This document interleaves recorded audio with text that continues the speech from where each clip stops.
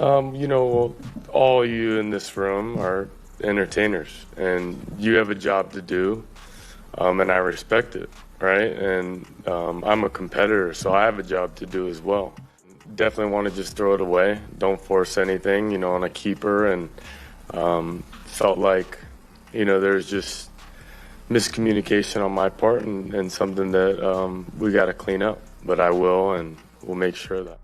Yeah, just miscommunication as well. I got to be better there to help each other out on one that, knowing exactly where the launch point is. And that's something that'll be corrected and fixed as soon as possible. And to get the compare and contrast, the juxtaposition from how he handled his post-game press conference after his first preseason action versus Shadur.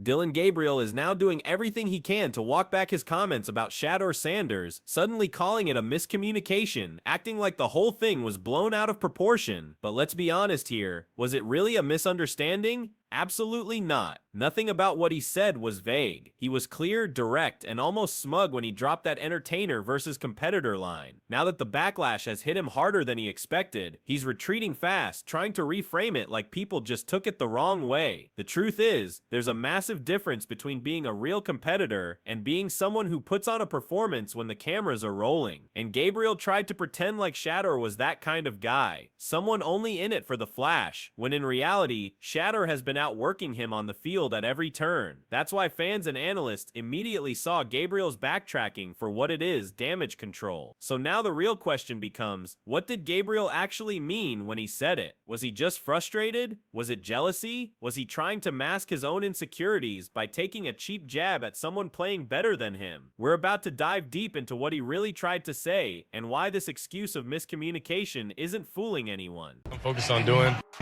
It's just part of it. There's entertainers and there's competitors. And I totally understand that. And my job is to compete. And that's what I'm focused on doing.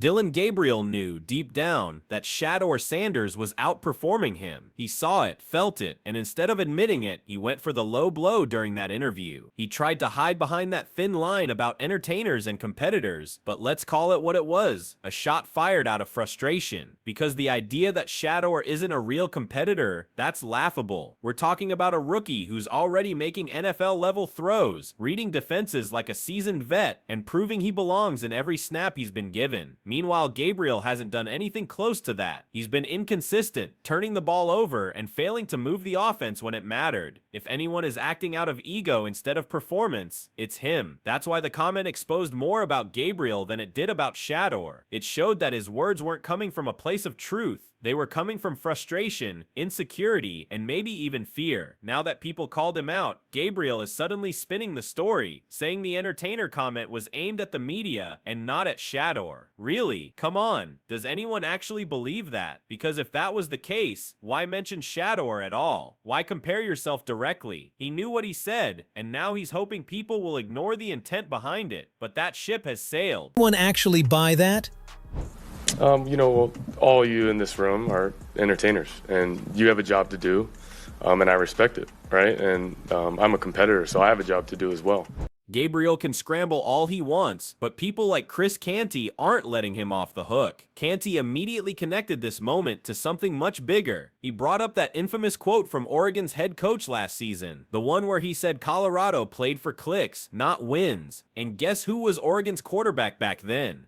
Dillon Gabriel. And back then, Shadur Sanders was the one leading Colorado, stepping up in every big moment despite the hate coming his way. This isn't just a coincidence. To Canty, it's a clear pattern. Gabriel keeps ending up in narratives where Shadur is being disrespected or downgraded. And now he's doing it again with this entertainer versus competitor rhetoric. Canty laid it out perfectly. If Gabriel wants to pretend that this is all some misunderstanding, he's fooling no one. The context is too obvious. Canty also made it clear that even if Gabriel was aiming at the media instead of Shadur, the excuse still falls apart, because what does that even mean? The media's job is to report and analyze. A quarterback's job is to play and lead. This whole miscommunication storyline doesn't just sound weak, it makes Gabriel look like he's avoiding accountability altogether. And in the NFL, quarterbacks don't get to hide from accountability. How could it not go to that place? I mean, remember, we had his former head coach, Dan Lanning at Oregon,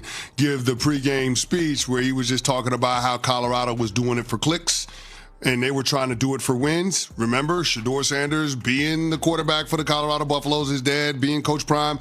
It gave shades of that when I initially heard it. Shannon Sharpe didn't hold back either, and honestly, he took it even further. Sharpe flat out said that far too many people were trying to twist Gabriel's words to protect him. He called out the hypocrisy. How come when a player clearly disrespects another guy, we suddenly pretend it's a mistake once the fans react? Shannon reminded everyone that last season, Oregon's head coach said almost the exact same thing about Colorado. And once again, the real target was Shadur Sanders. And who was right there for that? Gabriel. This isn't an isolated moment. Shannon Sharpe framed it as a pattern. Gabriel keeps finding himself at the center of conversations where Shadur is being diminished. And even if it's indirect, the energy is the same. Sharpe said it best. You can't keep taking shots and then act confused when people call you out. That's not leadership. That's cowardice. He reminded people that being a quarterback isn't just about throwing touchdowns, it's about character, presence, and respecting your peers. Gabriel's comment didn't just disrespect Shadur, it disrespected the entire concept of leadership. So now, the spotlight isn't just on his performance, it's on his character.